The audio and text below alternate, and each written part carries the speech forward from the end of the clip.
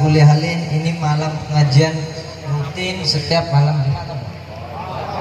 Jumat Pon di Nunggarjo di Majelis Darul Jilan. Aku rodo pangling. Oh, ini dibongkar ya.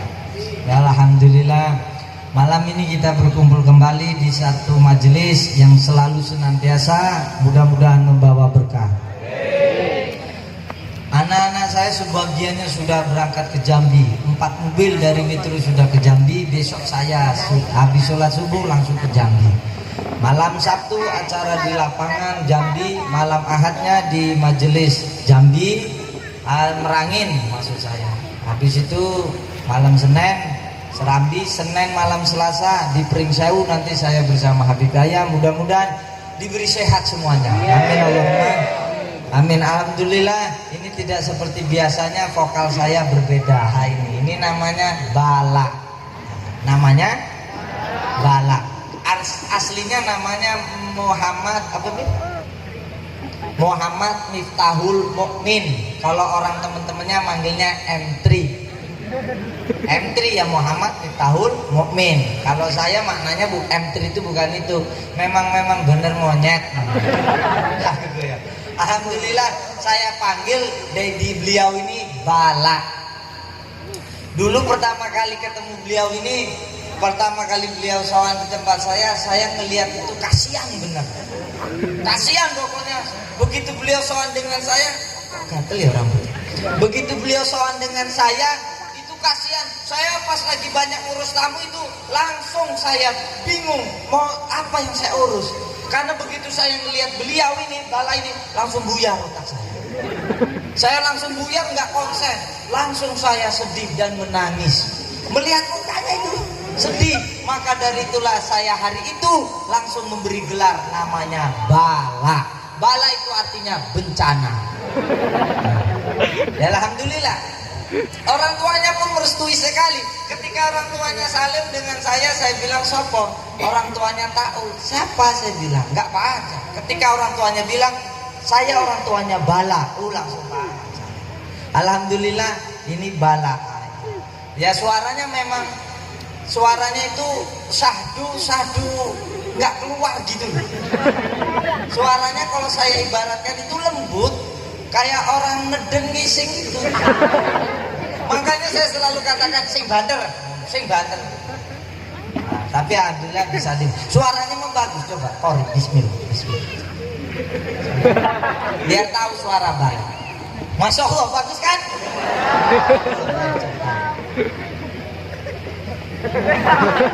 Yang menurut kamu enak dah. A'udzu billahi minasyaitonir rajim.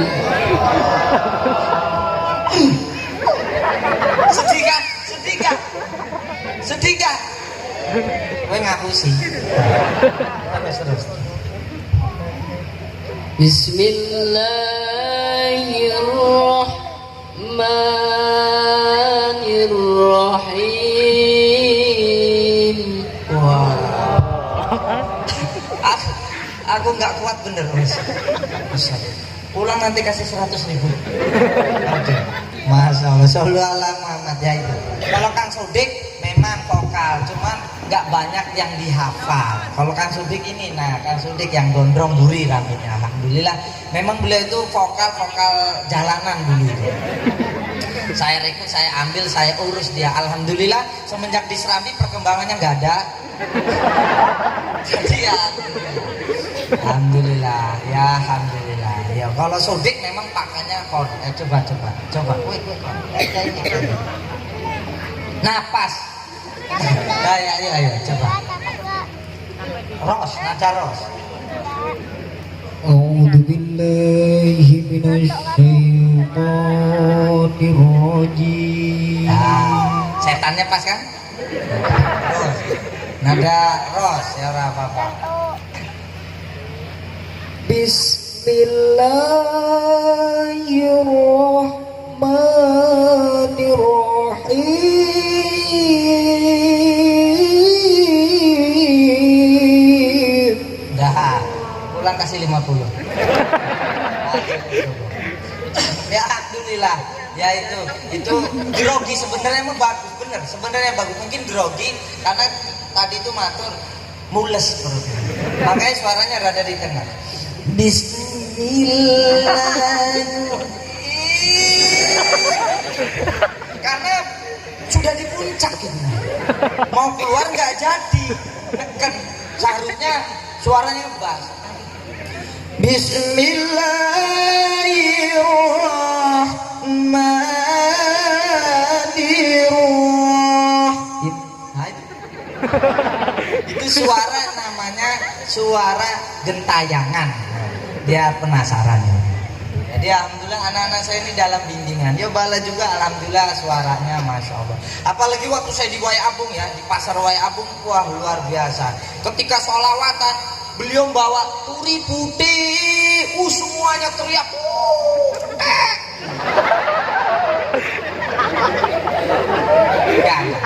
Semuanya tabur, semuanya apa idolakan bala, masya Allah. Aku tanpa sadari calon istrinya saya bocor ya. Jangan seneng anak. Saya bocor ya, calon istrinya perempuan. Sallu ala Muhammad. Nah, suaranya sebenarnya bagus, mungkin di samping saya grogi. Biasanya kan beliau kan di belakangnya lagi gitu loh. Nah ini kok pas di samping saya, kok yuk pas bener deh ini buriku gitu loh. Tapi alhamdulillah suatu kebanggaan saya bisa duet dengan Bala malam ini, benar malam yang bener-bener apa ya, bingung saya ini malam apa ini. Ya alhamdulillah ya, bukan malam sial, tidak, malam tidak ada yang sial, tapi ya bener ini adalah cobaan saya pada malam ini, cobaan yang besar. Karena untuk mengambil sampai jam 11 ini lama bener kayaknya kerasanya. Karena apa? Karena dibantu dengan vokalis yang sudah tidak diragukan lagi, ilmunya tidak ada. Nah, gitu. Ya, alhamdulillah, shollu ala Muhammad. Sore itu bilang, lo Maulana, vokal saya sudah saya suruh ke Jambi. Saya bilang, sopong kuning vokal, ulo, wes alhamdulillah, ya wes di vokali wes sudah. Saya mah apa adanya saja, alhamdulillah. Yang penting ini anak-anak saya semuanya. Ya, mudah-mudahan bisa diberi kemudahan semuanya. Tadinya di Jambi itu mau beliau yang suruh misi, si Kang Balat suruh misi ke Jambi. Cuma belum apa-apa sudah dengar di sana sudah menolak Bala datang. Semua saya suruh Bala yang datang nggak ada yang terima. Menolak Bala semuanya. Bahkan di doa kunut aja ada doa lidafil Bala. Tapi alhamdulillah saya ngomong dengan Bala, namamu sampai kapan tak kai Bala. Alhamdulillah terkenalnya Bala. Bala,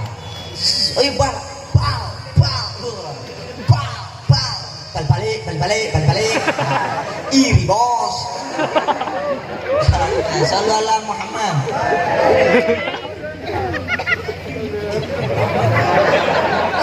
Jadi orang Bala itu keren namanya. Dia hebat.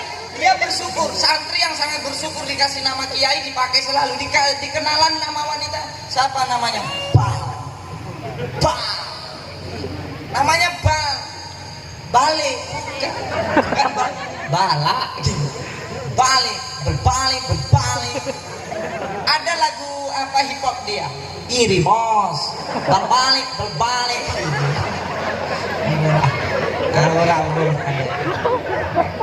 Ya ini kisah saya memberi nama dia, dan kapan saja ini pasti terlalu terkenang namanya itu. Namanya itu saya kasih Bala. Nggak tahu kok tiba-tiba saya nyeplos nama dia Bala. Alhamdulillah. Sampai sekarang terkenalnya namanya Bala. Taul jarang. Taul jarang orang manggil Taul. Kemarin juga ada yang manggil Taul kebablasan. Seharusnya manggil Taul itu jadinya manggilnya Tai. Sallu ala Muhammad. Nanti kita sholatan lagi ya. Ini ada pertanyaan dan ada atensi Fatihah dari Kuswandi Bandar Lampung. Mohon doa berkah Fatihahnya untuk usaha jual beli kopi Mandar Barokah. Bagaimana cara menyikapi imam sholat di masjid yang bacaan tajwidnya kurang baik? Jangan disikapi. Orang lagi sholat kok nyikapi imam. Lagi sholat itu harus khusyuk. Arti khusyuk itu takut nggak diterima. sholatnya tajwidnya nggak bagus nggak masalah. Loh kenapa? Kalau berjamaah itu pasti diterimanya. Orang Imam Hasan Al-Bisri lagi diimamkan dengan seorang ulama Syafi'i. Ulama Syafi'i ini Fatihahnya nggak baik, maksudnya makhrajnya dan tajwidnya kurang baik. Allahu akbar. Bismillahirrahmanirrahim. Alhamdulillahirrahmanirrahim. Akhirnya Imam Hasan Al-Bisri iki umpomo ngono lho misal. Akhirnya Imam Hasan Al-Bisri langsung grenek di pikirannya. Ya Allah kok tajwidnya ambruk adul. Imam Hasan Al-Bisri itu ulama besar, wali besar. Ketika itu beliau tidak mau ikut bareng sholat dengannya. Akhirnya sholatlah sendiri. Ketika itu beliau tertidur karena kecapean saat musafir. Habis itu mimpilah. Mimpi di istana yang begitu besar. Akhirnya apa? Seluruhnya suruh masuk yang orang-orang sholat berjamaah tadi, yang diimami tadi. Imam Hasan pas lagi suruh masuk diberhentikan dengan malaikat. Tidak boleh kamu masuk. Loh kenapa? Saya kan bareng-bareng di situ. Tidak boleh. Karena kamu tidak bareng dengan dia. Loh bagaimana aku bareng? Orang dia sholatnya aja tidak baik. Orang dia saja tajwid makhrajnya tidak baik. Apa kata malaikat? Wahai imam, yang kamu cari di dalam sholat itu kesalahan orang apa cari Allah? Oh dari situlah Imam Hasan Al-Bisri langsung tafakur. Langsung berpikir dengan baik. Kalau sholat jangan nyari kesalahan orang. Kalau berjamaah itu semuanya diterima. Kalau imamnya nggak baik, makmumnya ada salah satu yang baik, maka semuanya diterima. Kalau makmumnya nggak ada yang baik, imamnya baik, maka semuanya diterima. Kalau imam dan makmum semuanya nggak ada yang baik, maka keseluruhannya jamaahnya yang diterima. Inilah hebatnya sholat tahan ya. Kalau sholat jangan nyari kesalahan orang. Orang saya aja pernah lagi tahun berapa ya, 2011-an, 10-an lah antara itu, 10-11 itu. Waktu itu diimami dengan Pak Haji Fulan lah, orang sudah sepuh kok, tak suruh ngimami. Kalau Pak Haji sholat, diimami, sholat. Mungkin jamaah yang tahun 2010-11 tahu itulah siapa imamnya. Ketika itu suruh ngimamin sholat. Ketika ngimamin sholat,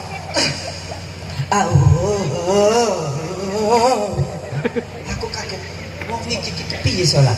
Wait aku juga melu. Enggak ngono jane aku guyone ben gak ngantuk ya. Langsung patene. Bismillahirrahmanirrahim.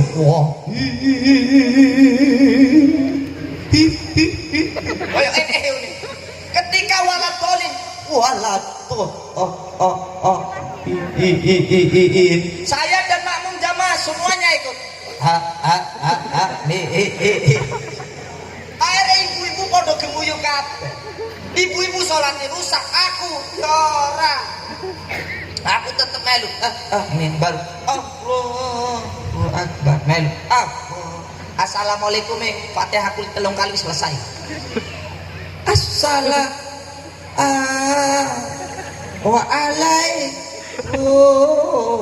Aku langsung balik aku. Datang dari wong itu ojo pernah jadi imam meneh. Gawe atiku reget kotor wae ora. Aku guyon. Alhamdulillah.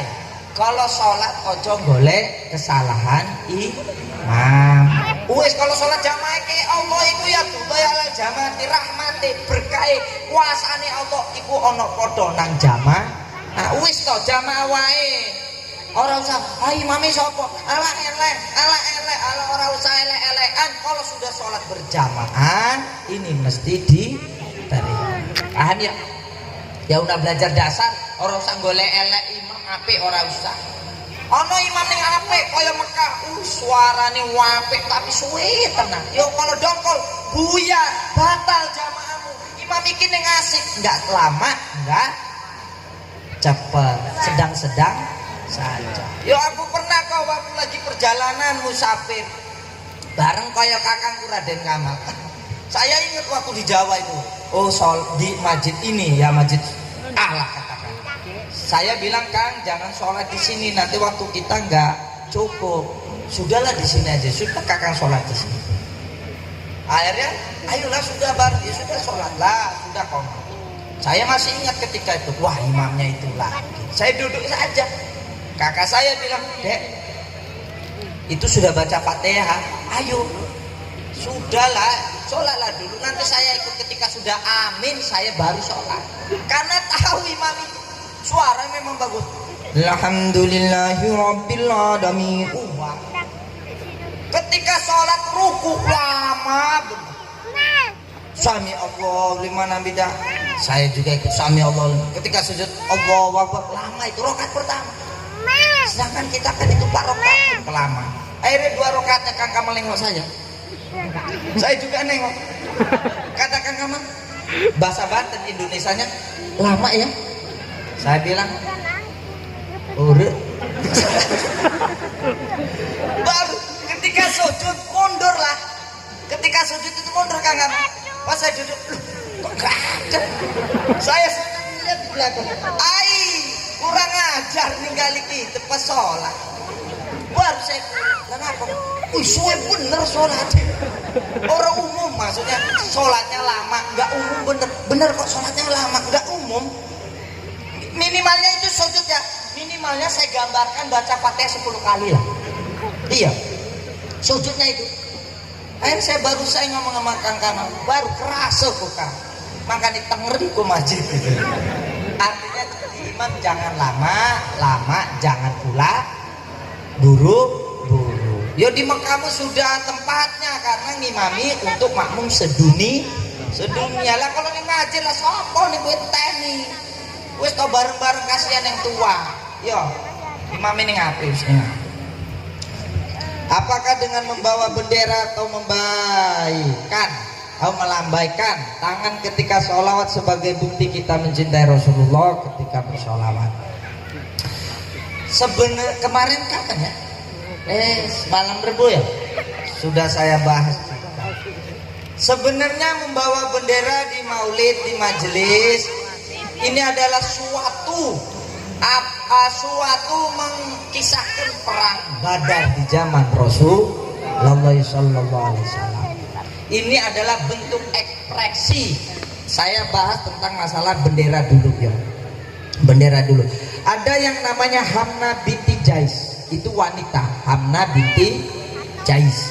Itu seorang wanita yang mengibarkan bendera pertama kali di zaman Rasulullah. Jadi kalau ada jamaah maulid wanita yang membawa bendera, kelak besok kalau kamu wafat akan dikumpulkan bersama Hamna binti Jais, karena beliaulah yang pertama kali mengibarkan bendera, seorang wanita yang pertama kali, seorang wanita yang namanya Hamna binti Jais. Seorang wanita itu mengibarkan bendera saat lagi perang, setiap perang, lagi perang mengibarkan bendera. Artinya kami di sini kumpul bersolawat bukan sedang perang, tapi sedang bersemangat. Paham? Membakar api-api muda kita, semangat. Ketika kita di majelis zikir, bawa bendera, kibarkan bendera. Nanti kelak kalian kalau dengan ikhlas membawa bendera di satu majelis ini, wahai wanita, kamu akan dikumpulkan dengan Hamna binti Jais yang pertama kali wanita mengibarkan bendera. Paham? Kalau lakinya adalah Umar bin Umar, Mus'hab bin Umar syahid. Beliau adalah seorang lelaki yang pertama kali mengibarkan bendera.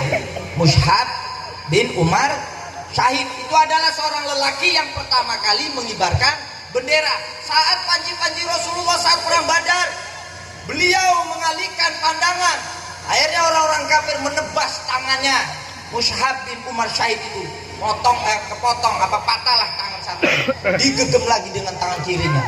Ketika itu dikatakan Rasulullah SAW Muhammad adalah utusan Allah, dipotong lagi, jadi tangan dua-duanya sudah tidak ada. Dijadikanlah rujukan dengan para ulama. Siapa saja ketika mengobarkan semangat panjinya Rasulullah bendera ketika maulid, maka kalian itu diibaratkan sedang ikut perang di fisabilillah, di perang maka seorang lelaki yang mengibarkan bendera di saat satu majelis ini, insya Allah kelak akan dikumpulkan bersama Mus'hab bin Umar syahid, seorang lelaki yang pertama kali mengibarkan bendera. Jadi besok bawa bendera yang kira-kira yang ukurannya untuk 10 orang selimutan. Paham ya? Bawa bendera, gagah bawa bendera. Yang penting kalau di jalan dilipat ya, agar tidak ganggu kendaraan yang lain. Kayunya ditenteng apa bagaimana caranya. Kalau sudah mau nyampe lokasi baru ikat kembali. Nah, paham ya? Kibarkan bendera. Ada yang ngantuk caplok lah ini. Paham ya? Enak bendera tinggi-tinggi itu enak. Kira neno pohon mangga segrek. Sing ikhlas yang ngibari bendera kah wadon lanang kah sing ikhlas, insya Allah kalian akan dikumpulkan bersama orang-orang yang pertama kali mengibarkan bendera. Enggak segelepnya, enggak semaunya mengibarkan bendera.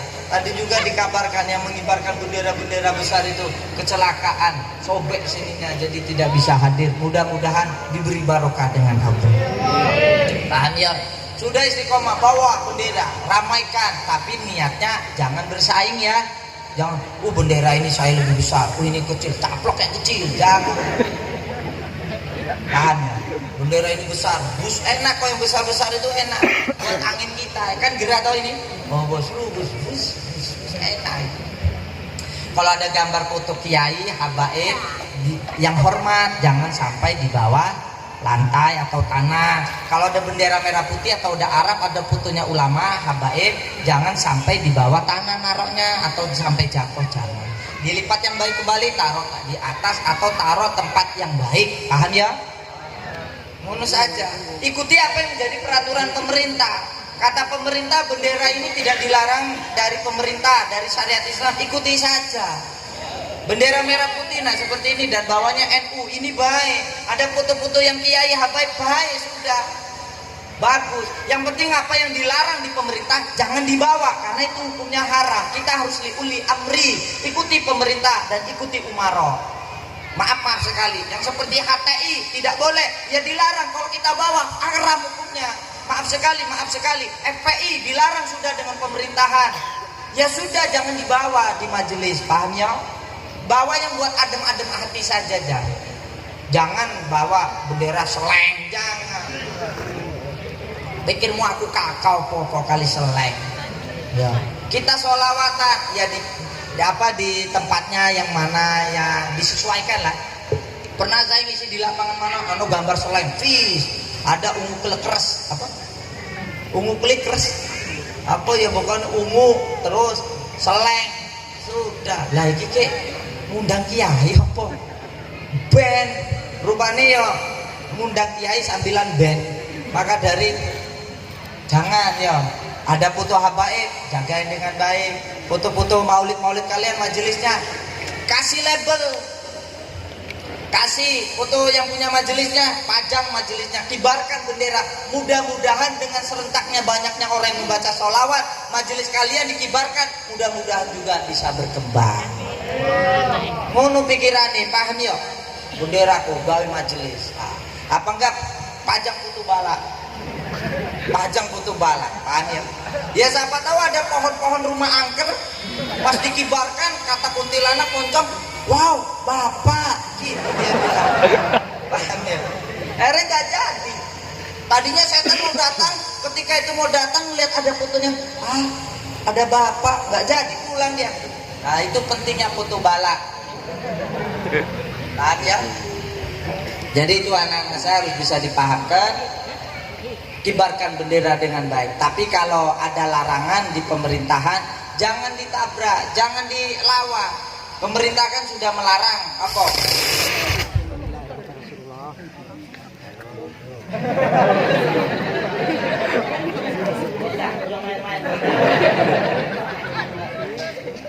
Lalu ala Muhammad.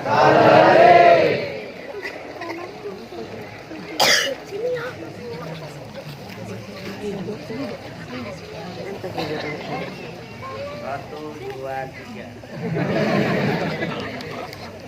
Itu karena ada bocah mainan listrik. Suaraku kerungu? Ya, yang Arab ning buri kan pada budak. Jadi tak andani ya. Tak andani ning buri kerungu di buri. Saya dulu ngaji apa-apa juga di itu juga nggak pakai mic, tapi insya Allah amati saja suaranya sampai belakang sana saja. Nek misal jamaah ini sampai masjid belakang, jamaahnya itu pasti nggak kedenger juga. Jadi tandani yo kabeh sampean bodoh. Kalau apa nang pemerintahan iku dilarang, nek misal HTI itu dilarang, ya jangan dibawa. FPI dilarang, mohon maaf. Dilarang, ya jangan dibawa. Kalau dibawa nanti kita melanggar peraturan syariat Islam. Kenapa? Kita melanggar, melawan apa yang dijadikan kata-kata, apa yang diucapkan pemerintah. Jadi harus bisa dipahami. Ya bendera-bendera seperti ini apa lah. Bendera nama majelis kalian. Apa itu saya pernah baca? Gondol mayit. Ini dong. Apa itu? Majelis gondol mayit. Sip, ada juga IJB Ikatan Jomblo Pesawat. Yo sip. Terus juga gondol mayit itu diedit lagi lah. Kalau bisa gondol janda. Kalau gondol mayit itu terlalu mengerikan. Paham ya? Ya kalau gampang viral-viral tuh kasih yang aneh-aneh saja namanya. Itu gampang viral. Tapi orang yang gampang viral biasanya juga gampang redup. Maksudnya gampang cepat hilang. Jadi harus bisa dipahami anak-anak saya. Bendera-bendera itu kalau bisa jangan sembarangan buatnya. Harus ada dari hati, pikiran, dan harus ada pemahaman. Kalian buat bendera ini apa artinya? Bendera ini apa artinya? Contoh, saya buat bendera ini. Ini saya logo, sudah saya notariskan. Logo bola dunia. Tengahnya namanya Bihaki. Tengahnya tulisannya Serambi. Logo dunia ini bermaksud apa? Saya gariskan dengan bihaki, dengan haknya Allah. Di tengah-tengah dunia ini ada yang namanya majelis Serambi. Paham? Terus baru di poster dunia. Kalau ini bendera merah putih, tagaknya 2. Untuk apa? Ya kalau kanan dengan kiri ada, biar nggak iri saja kanan kiri.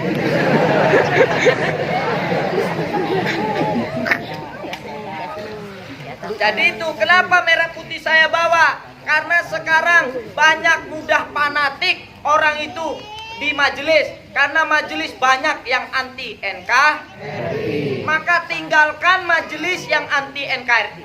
Majelis mana saja yang dibawa habaib, yang dibawa kiai, yang dibawa ustadz, siapa saja yang anti NKRI, kalian harus jauhkan itu. Maka dari itulah saya bawa merah putih. Paham? Saya bawa merah putih. Makanya itu tandanya saya cinta Indonesia. Jadi kalau ada orang Raden Sumatera anti Pancasila, maka saya jawab picek mata sirik. Picek mata nih. Bendera saya itu 2 logo. Ya ini 1 merah putih ketika kami pertama kali menghadapi pemerintahan itu. Yang kedua ini, yang baru ini ya bola dunia inilah. Bola dunia ini. Karena bola dunia ini saya didoakan banyak para ulama dan diberi ijazah sanad ke Kutuban Wali dari Kalimantan Selatan. Baru itu, nah dari itulah saya langsung membuat bola dunia. Ya mudah-mudahan apa yang menjadi harapannya bisa kita penuhi semuanya. Paham ya? Ya suwe-suwe banter terus neden ini urat. Ngerti ya cara bikin orang tahu dia plopi. Aku sih memang ngomongin, tapi tenang, nggak tahu aku. Wis ngotot banter, banyu putih pisan. Ya alhamdulillah bersyukur ini ada. Pak Komar, jangan ditawan. Kapan awalnya? Kira-kira disuwe enggak? Oh, dieselnya boten kuat. Kurangi lampunya. Lampu dikurangi. Dieselnya nggak kuat, makanya lain kali kalau nyewa son jangan ditawar.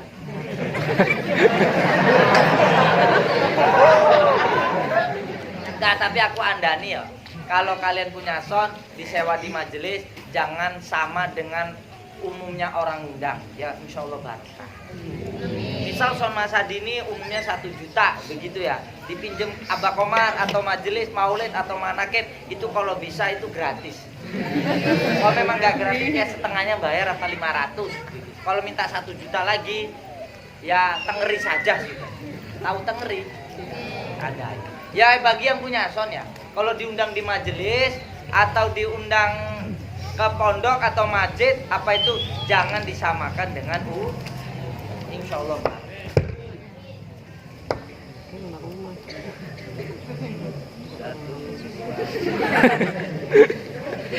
Mudah-mudahan acara yang sebanyak begini umat yang dihadirkan, mudah-mudahan cuma saya yang merasakan ini, yang lainnya jangan. Karena apa? Nggak enak bener. Untung saya itu bisa ngecelak begitu ya. Allah Muhammad. Tapi saya dulu pernah. Saya dulu ketika tahun 2011 kalau nggak salah porolas ya. Zaman segitu di Lampung Timur, tapi daerahnya lupa. Waktu itu rombongan Habib Umar Al-Haddad, saya, terus rombongannya Are SB6, itu rombongan dulu. Lah acara seperti ini. Acara mic-nya itu mati seperti ini. Mic-nya mati seperti ini. Ya sudah. Bingung mau seperti apa, sudah nggak dilanjutkan acaranya. Akhirnya hiduplah sedikit mic-nya hidup sebelah. Sudah dipercepat. Rupanya ditanya, kenapa kok dipercepat? Ya takut kalau nggak ada bersuara, takut ceramahnya kebawa angin, suaranya orang mendengarnya nggak jelas. Akhirnya jadi salah paham. Tapi ya kalau saya berani melanjutkan begitu. Karena ya masanya segini, jadi bisa saya taker lah. Tahu taker? Kalau yang lapangan aku menang karuan, menang daripada bengak-bengok. Kayak tadi tuh bengak-bengok gini kayak orang pegel mah, pegel kakang iki. Apa mending doro istirahat, besok mending Jambi, orang istirahat, dikai mik mandek pisan. Mangkan di Pak Komar aja nawar, aja ditawar. Nawar baik, alhamdulillah. Pak Yai Komar itu masya Allah. Tahun berapa ketemu saya sampai? 6 lekor lahir NU. Tahu kira?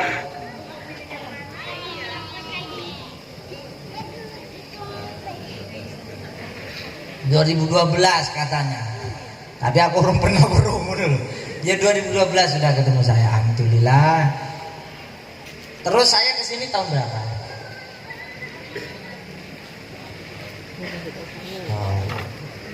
Sampai ngomong ya, Bang? Ya, saya nggak tahu, sudah lama. Alhamdulillah. Akhirnya saya perintahkan, sudah bongkar ini rumah. Abah Komar itu nggak ada duit. Ya kelihatan kan, coba kayak kelihatan. Wajahnya ruwet kan? Sudah bongkar, bangun sana sini. Nah ini amalan, ini sudah itu, ya sudah. Alhamdulillah belum jadi. Ya mudah-mudahan lancar, diberi selamat semuanya. Ya. Wis dikongkon kiai sediko dah. Dulu saya juga begitu, gawe gawe. Enak kiai ngomong gawe. Aku pernah dikongkon kiai, kono gawe. Gawe. Maksudnya bangun tuh pakai duit, orang nggo congor toh. Tapi aku ngomong wae, saya bingung. Abah Yai itu kayak mana ya maksudnya? Kok saya diperintah suruh bangun ini tapi nggak ada uang. Akhirnya saya bingung. Oh rupanya ingat kisah saya Abu Hasan Sadali. Ketika itu saya Abu Hasan Sadali itu menggambarkan begini. Kalau kiaimu menawarkan lagi makan ikan bakar, ketika itu kamu ditawari mau ikan bakar, oh iya tiba-tiba dikasih cacing, kamu jangan berpikir buruk dulu. Loh kiai saya menawarin ikan bakar, kok saya dikasih cacing? Maksudnya apa? Maksud kiaimu kono tak kayak cacing kon mancing. Ngono lho bro, paham? Hari, oh iya aku paham. Maksudnya apa yang ada saya itu saya jual. Saat itu saya punya motor Mio kalau nggak salah. Sebelum jadi orang kaya itu ya, saya masih susah saat itu Mio. Nah sudah itu saya jual itu Mio, dapat 4.800.000. Sudah saya sedekahkan, sisa berapa saya beli semen. Terus sampai sekarang itu alhamdulillah. Sampai sekarang saya bangun orang kena putus. Terus bangun ini ndiko wae, ojo nunggu duit enak wis. Yang penting kuat sedekah, kuat ngamal, enek usaha, ngono ya. Aja kowe ngikuti cara kiaimu ngono, turu mangan duit ora. Kowe harus barengi ngepet. Pokoknya tak andani ning awakmu aja percaya enek ilmu pesugihan, aja percaya ana ilmu yang menggadaikan uang. Apa menggadaikan apa sih? Menggandaikan apa sih? Menggadaikan, you understand? Wis ora usah percaya, wis paham ya, wis ora percaya. Duit gaib itu memang enek, tapi kalau udah jatahmu ora bakal iso metu, ora bakal iso dadi hakmu, walaupun kayak apa wicarae. Wis tenang, ajak, istiqomah wae, nanti akan sendirinya istimewa. Yang buat kalian tidak berhasil itu karena kurang sabar. Akhirnya saya bangun terus bangun sama. Akhirnya saya bangun lantai 3 satu, yang satunya saya bangun lantai 3, yang belakang saya bangun lantai 3, sampai lupa dan tidak sadar kalau saya itu sudah orang kaya sekarang. Maaf ini bagi yang masih miskin, maaf sekali. Paham? Ya itu. Alhamdulillah. Ketika itu sudah, akhirnya saya perintahkan dan anak saya sudah nih jual mobil, beli mobil ya. Orang kaya mau bebas kan? Bebas. Ini aja mobil saya mau saya jual nih, mobil saya Fortuner padahal masih bagus, mau saya jual karena apa? Udah nggak butuh saya. Apa nggak kaya juga? Sudah capek saya lihat mobil itu. Berapa tahun ini? 2 tahun setengah. Aduh, sudah ganti geli saya. Langsung saya perintahkan Bilal dan Pak Taufik, sudah jual mobil ini tuh. Karena apa? Udah nggak butuh. Orang kaya Fortuner udah nggak butuh saya. Untuk apa itu? Ya karena duitnya untuk bangunan. Ya saya mau ganti Pajero. Orang kaya kan bebas. Orang kaya tuh bebas. Ya itu. Matamu nih gini, kiaimu nih gini, udah arah jalan. Ya Allah. Untuk enak. Bagus deh kan mobilnya, bagus punya saya daripada yang lewat kan. Jadi saya bilang, Bilal, Taufik ganti mobilnya, jual. Begitu jual. Akhirnya sudah, mau saya ganti. Sudah ganti saja mobil. Kenapa? Karena mobil saya kepedek. Oh, kok kepedek ini? Apa? Injek kecoak. Waduh, mobil ini kena kecoak. Ganti. Ya orang kaya. Kamu nih kayak mana sih? Orang kaya. Mobil saya itu ketabrak ini, kecoak. Deh, apa itu bocah? Kecoak dia. Aduh, sudah ganti. Kena kecoak, ganti langsung saya ganti. Kenapa? Udah kena kecoak udah ganti. Ada gitu udah, alhamdulillah ini mau saya ganti. Kenapa demikian? Ya semua harus ada ilmu. Mudah-mudahan ketularan semuanya. Kecoaknya maksud saya. Saya sering mengamal amalan yang berkait rezeki, namun rezeki saya biasa aja, kasihannya.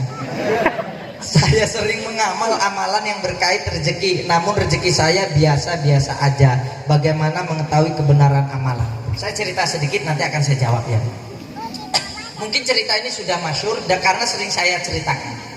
Ketika saya mondok di Seputi Banyak SB6 tempat Abaye Fatul Mujib Darul Ulum, ketika itu saya mau menghadapi semester atau ujian pondok. Orang-orang sana tahu kalau saya itu jebolan wali songo. Tentu mereka akan berpikir saya pandai atau pinter, minimalnya pasti saya juara atau ranking. Ketika itu saat saya muda, saya terbawa gengsi. Malu dong kalau nggak ranking, membawa nama wali songo yang sangat dihormati di situ. Alhamdulillah, ketika itu saya apa? Puasa 1 minggu dan ngamal surat Waqiah 3000 kali. 3000 kali itu saya buat untuk seminggu. Bisa kalian paham kan? Seminggu saya puasa, itu saya baca Waqiah 3000 kali, saya bagi untuk seminggu. Paham? Habis itu saya doa dengan berkahnya surat Waqiah, saya cuma minta ranking. Singkat cerita, ketika diumumkan yang tidak naik, saya Jalaluddin enggak naik. Jangankan ranking, naik aja enggak. Kecewanya kayak apa bukan? Kecewa bukan? Saya bukan kecewa lagi, nangis saya. Pergi dan saya keluar dari asrama itu, malunya bukan main. Saya langsung ke sawah, nangis, lari saya sambil nyanyi Sarmila. Saya lari. Enggak, kalau lari saya ke sawah saya nangis saja, ya Allah malu. Sudah di situ kayaknya rasanya hampa, tidak ada keyakinan lagi, tidak ada lagi harapan, kayaknya gundah dan benar-benar malu. Saat itu bukan lebay, memang benar-benar malu sekali saat itu. Akhirnya singkat cerita, saya pulang ketika satu harinya. Baru Abah Mujib manggil saya. Lalu di jalan, singkat cerita saya ditimbali sudah baru. Abah Mujib langsung ngelus belakang. Abah, saya diam saja. Abah Mujib cuma ngomong begini. Kalau kue ngandeli keyakinanmu, tekan kapan dia yakin iku ora bakal ono kue. Tidak bakal ada di pada diri kamu. Selama iku amalane apik, yakin tidak yakin langkah wae nanti akan ada baiknya semua itu. Dari situ saya semangat terus. Jadi saya semangat tapi ngamal juga nggak yakin. Saya ngamal tidak yakin tapi tetap ngamal. Dikasih amalan waqiah, saya yang amal tidak yakin tapi tetap saya amal, bukan saya tinggalkan. Karena apa? Hati saya itu kotor, sedangkan surat waqiah itu Al-Quran sangat mulia. Akhirnya saya itu mengamal tanpa keyakinan. Alhamdulillah, ketika 2008 di Bukit Jalil Kuala Lumpur, Malaysia, saat itu tanpa diduga, sekitar banyaknya orang yang menguasai dari berbagai negara di Asia Tenggara itu, perwakilan itu saya yang menduduki pemuda yang paling muda yang mendalamkan yang mendapatkan penukilan tafsir Asia Tenggara. Saya tidak sangka. Akhirnya saya pulang soal Abah Mujib Daud, mungkin iku jawabannya. Kenapa? Dulu kamu minta ranking 1 atau 2 tidak diberi karena tidak pantas surat waqiah, cuma dapat ranking. Ini Allah berikan Asia Tenggara. Alhamdulillah saat itu saya langsung diurus dan diambil dengan pemerintahan Banten dan saya membuka di majelis sana dan diberi majelis di situ. Akhirnya baru saya soal dengan Abah Imam Syuhada Wali Songo Wates dawu begini, wis nang tempat lebih enak di tempat dewe sekalipun sesek, maksudnya sempit, lebih nikmat daripada luas tempat orang lain karena memang di sana luas sekali. Akhirnya saya pulang, baru saya istiqomah di Lampung. Ya Alhamdulillah sampai sekarang ini saya berjumpa dengan sampean karena berkat istiqomah. Kalau saya mengandalkan keyakinan, saya akan berhenti maulid. Kalau saya mengandalkan keyakinan, saya akan berhenti istighosah ini. Kalau saya mengandalkan keyakinan, akan saya berhenti amalan-amalan yang saya amal. Karena sulit untuk meyakinkan. Karena antara amalan ilmu hakikat syariat kalau saya pahamkan secara satu, sulit saya gabungkan. Maka dari itulah kalian langkahlah saja selama amalan itu baik dan soleh. Teruslah berjalan walaupun penuh dengan keraguan. Nanti dengan sendirinya akan istimewa. Alhamdulillah sekarang kok deleng kok Kang Aden istimewa. Ini maaf ya, memaaf. Paham ya? Dulu saya sering menonton di tengah kalian. Sekarang saya ditonton. Dulu saya kalau setiap ada habaib kiai, ya Allah anugerahkanlah apa yang kau anugerahkan kepadanya, anugerahkan kepadaku. Setiap saya melihat habaib kiai begitu saja doa saya. Tidak, saya tidak yakin. Cuma minta saja. Jadi kalau kamu berkata ngamalan yang berkaitan rezeki tapi rezekimu biasa saja, maka yang kamu lihat jangan amalannya. Kamu harus juga membaca apa yang membuat seratnya rezeki. Membentak orang tua, membentak istri, tidur subuh itu pun menyepeti atau menyereti rezeki. Jangan cuma baca waqiah terus tapi nggak mau sedekah. Jangan cuma baca waqiah terus tapi subuh tidur. Itu nyereti rezeki bro. Sudahlah rekoso dulu. Orang-orang yang amal waqiah subuh jangan tidur sampai matahari terbit. Ketika sudah matahari terbit, istirahatlah kalian, tidurlah kalian, karena itu yang membuat kalian fakir, yang membuat kalian fakir, yang membuat sulitnya rezeki. Habis subuh, kalau sudah sholat dan ngaji, kalau kalian takut tertidur, mainlah HP, ngopilah, asal tidak maksiat. Bagaimana caranya buat kalian tidak tidur? Kalau sudah matahari terbit, tidurlah, tak apa. Paham ya? Terus istiqomahkan sampai 40 hari atau sampai 100 hari. Ketika sudah kaya, nggak apa-apa, tidur lagi sholat. Kalau masih miskin jangan dulu. Ini maaf ini ya jamaah miskinnya. Jadi saya kasih tahu kepada kalian, semangatlah dulu. Jangan tidur dulu habis subuh itu. Kalau sudah kaya terserah ya, tapi kuatin sedekah dulu itu. Paham? Jadi jangan kaitan amalan dengan rezekimu. Harus kamu kaitkan dulu apa yang membuka pintu rezeki. Sedekah. Ngamal terus nggak tahu sedekah percuma. Paham ya? Ngamal terus dengan istri kasar, dengan istri bohong, percuma. Ngamal terus tapi suka ngarep dengan orang, sakit hati kamu, kecewa. Kalau ingin rezekinya jembar, jangan berharap dengan orang lain bila mana rezeki kita di tangan mereka. Paham? Sudah, rezeki itu tahu alamat kita. Fatihahkan saja aku niat sedekah atas nama orang itu. Udah cemplungin saja. Orang itu kalau mengecewakan kita, kita sudah ada gantinya. Jangan berharap dengan orang lain. Rezeki kita bukan di mereka. Paham ya? Jadi itu harus hati-hati. Mudah-mudahan bermanfaat. Shallu ala Nabi. Pahitnya berharap dengan orang lain. Siapa saja yang memastikan dirinya dapat uang karena usaha, siapakah dirinya yang memastikan dirinya dapat uang dari si fulan, dan siapakah dirinya yang memastikan kaya karena usahanya, siapakah dirinya yang memastikan dapat uang dari mereka A dan B, maka ketahuilah rezekimu akan bermasalah denganmu. Yang membuat kalian kaya bukan usaha, tapi Allah. Ada yang orang jual cabai kaya, ada yang jual cabai miskin. Itu artinya tidak jadikan patokan usaha itu kaya. Jangan beranggapan kalian kaya karena dagangan. Jangan pernah beranggapan kalian akan dapat duit dari A atau B. Itu semuanya akan menjadi masalah nikmatmu. Kalaupun kamu dapatkan uang itu dengan apa yang pernah kalian pikirkan, saya dapat uang dari A nih, dan saya dapat dari A, maka kamu dapat uang itu, tapi nikmatnya dicabut dengan Allah. Na'udzubillah. Lantas bagaimana kalau saya berharap uang itu dari dia akan memberi saya uang sekian, tentu saya manusiawi tetap berharap dengannya. Bagaimana caranya agar nikmat itu tidak hilang? Maka yang perlu kalian tahukan, sebelum kamu mendapatkan uang itu, sebelum kamu dapat pemberian dari mereka yang kamu maksud, sedekahkanlah. Atas siapa? Orang tua. Atas siapa? Atas orang yang kamu tuju. Maka kamu tidak akan dicabut nikmatnya, karena sudah didasarkan dengan syukur atau sedekah.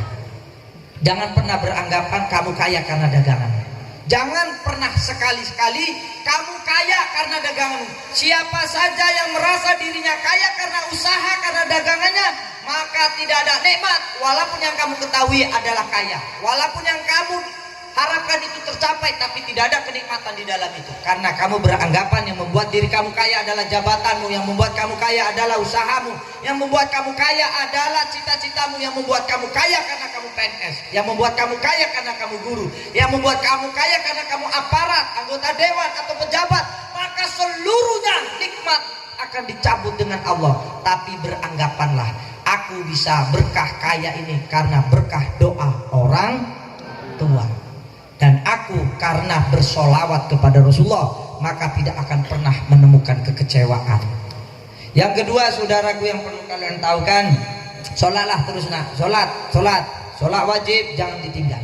Apapun keadaanmu, maksiat seberapa besarkah kamu, jangan pernah tinggal sholat. Saya suka berzina, kiai, jangan tinggal sholat. Saya suka pacaran, kiai, jangan tinggal sholat. Saya suka berbohong, jangan tinggal sholat. Apapun keadaanmu, jangan pernah tinggal sholat 5 waktu, karena dihisab di pertama kali di yaumil qiyamah adalah sholat. Kalau sholatmu baik, maka semuanya baik. Kalau sholatmu tidak, maka semuanya akan menjadi tidak baik. Tapi dengan rahmat Allah, maka Allah akan mencari. Kalau wajibmu tidak baik, maka sunnahmu. Kalau sunnahmu tidak baik, maka Allah akan periksa hatimu. Adakah di hatimu cinta dengan para kekasihku, kata Allah. Habib Umar bin Hafid Hadratul Maut Yaman dahulu begini, ada orang yang masuk surga dengan mudah karena di hatinya cuma mencintai orang soleh. Maka perhatikan, anak-anakku semuanya, perhatikan sekali para pecinta solawat yang kamu katakan. Kamu berkata kamu cinta solawat, kamu berkata kamu cinta para habaib, kamu berkata cinta para kiai, tapi di hatimu masih mengidolakan artis. Buang jauh-jauh cintamu itu, karena kamu termasuk orang munafik. Jangan kamu beranggapan cintamu dengan ulama, tapi kamu idolakan artis. Apa yang kamu idolakan? Artis mana yang kamu idolakan? Itu tak akan membawa manfaat untukmu, saudaraku. Kamu maulid di sini, kamu manakib di sini, ikut habaib, ikut kiai, dimanapun kamu berada, dimanapun kamu ada di majelis zikir, maka seluruhnya akan menjadi sia-sia. Kenapa? Karena kanjeng Nabi dawuh, kelak akan dikumpulkan di padang mahsyar bersama orang yang dicintai. Maka sungguhlah sekali amat menyesal seorang hamba yang sering pulang malam, majelis, hadir di majelis, pulang larut malam, terus malam, tapi di hatinya cinta dengan orang kafir, mengidolakan artis-artis kafir, maka tetap kalian akan dibangkitkan bersama orang yang kalian cintai. Maka rugilah kalian. Andai kata kalian sujud di depan Ka'bah 40 tahun, tetap kalian akan dibangkitkan bersama orang yang dicintai. Maka periksalah hati kalian, saudaraku. Kenalkan anakmu dengan ulama, kenalkan anakmu dengan kiai. Nah, abah, emak, ayah, ibu cinta dengan ulama ini. Pajang foto ulama-ulama di rumahmu. Untuk apa, saudaraku? Agar tak ada kufur di dalam hidup keluargamu. Kata guru sekumpul, manfaatnya memajang foto ulama, sesekali kamu datang atau melihat fotonya ulama, pegang dan fatihahkan sekali. Setiap hari begitu. Guru sekumpul yang tahu siapa beliau? Beliau ada wali kutub. Beliau wali kutub. Setiap hari kalian bacakan Fatihah yang ada di foto-foto kalian atau di jamaah. Bayangkan saja di rumahmu siapa aja fotonya itu, terus Fatihahkan. Kalau bukan dirimu, anakmu, keturunanmu, maka mantumu yang akan menjadi soleh. Pasti ada ulama di keluargamu. Itu daunnya guru sekumpul. Maka anak-anakku, hindarkan foto keluarga di ruang tamu. Akan menjadi bala, akan menjadi fitnah, akan menjadi ain, akan menjadi taun, akan menjadi penyakit. Siapa saja yang memajang foto keluarga di dalam rumah atau ruang tamu, maka dia akan menjadikan pada arba'in al-asyah. Akan menjadi 4 musibah. Pertama, penyakit ain. Yang kedua akan menjadi bala. Yang ketiga fitnah, akan mudahnya datang penyakit.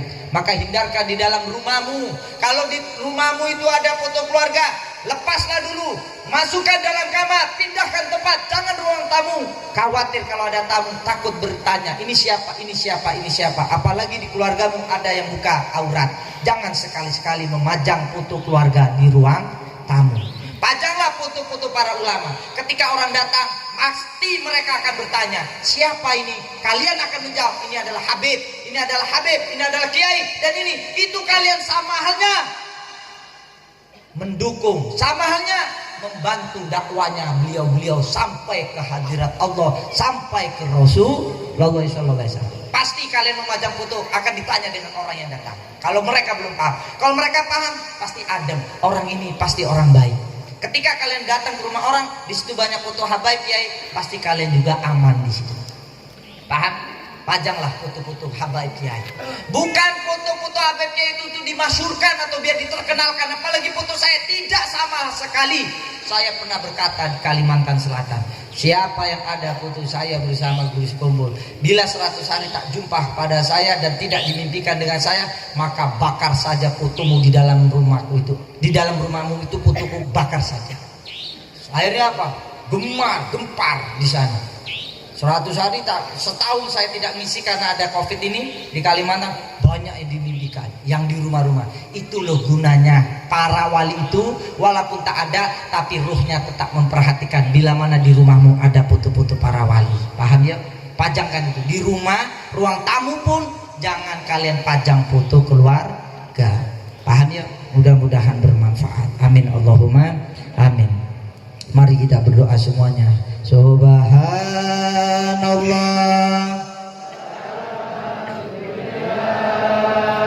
wala ilaha illallah. Hadirkan wajah ayah ibu Muna, istri, suami dan anak keturunanmu. Subhanallah. Hadirkan seluruh orang-orang yang kalian cintai, nak. Sebab di dalam pertengahan zikir kamu bertasbih, ada benak bayanganmu siapa yang di dalam pikiranmu, maka Allah akan bersamakan mereka-mereka kelak di padang mahsyar. Subhanallah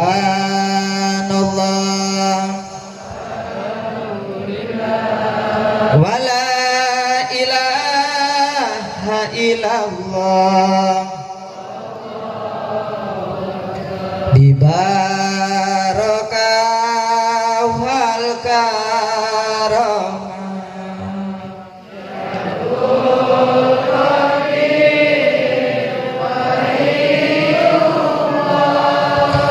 bisafaat Nabi Muhammad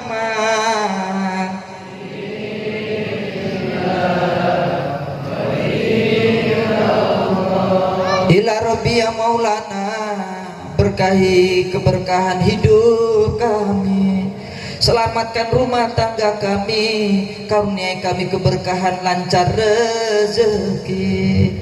Ampuni dosa kami, ayah ibu kami tercinta, Kau hadirkan dalam bayangan raut wajahmu. Wahai ayah ibuku, Kau hadirkan raut wajahmu di dalam doaku. Ayah ibu, ku doakan engkau bahagia selamat dunia akhirat. Ya Allah, ampuni dosa kami seluruh umat Sayyidina Muhammad, kabulkan doa kami seluruh umat Sayyidina Muhammad. Perbaiki hidup kami seluruhnya umat Sayyidina Muhammad, kami mohon. Bahagiakan kami seluruh umat Sayyidina Muhammad. Karuniai kami keberuntungan, keselamatan, karuniai kami keberkahan husnul khotimah. Dengan berkahnya Nabi Muhammad, kami mohon kepadamu ya Allah. Amin ya Rabbi. Inni maglubun fantasir, wajibur kalbil munkasir, wajma' sallil mutasir, innaka antar rahmanul mutadir, ikfini akafina abdikal mutakir, wa kafa bila masyu'a, najul kalajan wa katatar kalajan alhamdulillah wa bila utatna hadratu bi sayyidina wa bina syafina wa mulana wa hajjala Al-Fatihah. Alhamdulillah ala kulli halin. Yang mau matur nanti langsung ke Serambi, yang ke Serambi yang matur. Yo, dik matur di Serambi saja. Nanti habis ini makan, dik matur ke Serambi.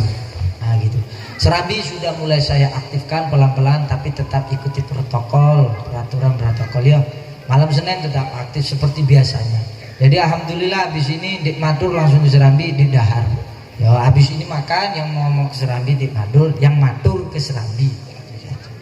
Insyaallah mudah-mudahan barokah. Malam Senin di Serambi, Senin malam Selasa nanti di Pringsewu di Margudadi Bulerejo. Mudah-mudahan diberi mudah dan gampang. Astagfirullahaladzim, subhanaka wa bihamdika subhanallahil adzim. Awal wal akhir salam. Wassalamualaikum warahmatullahi wabarakatuh.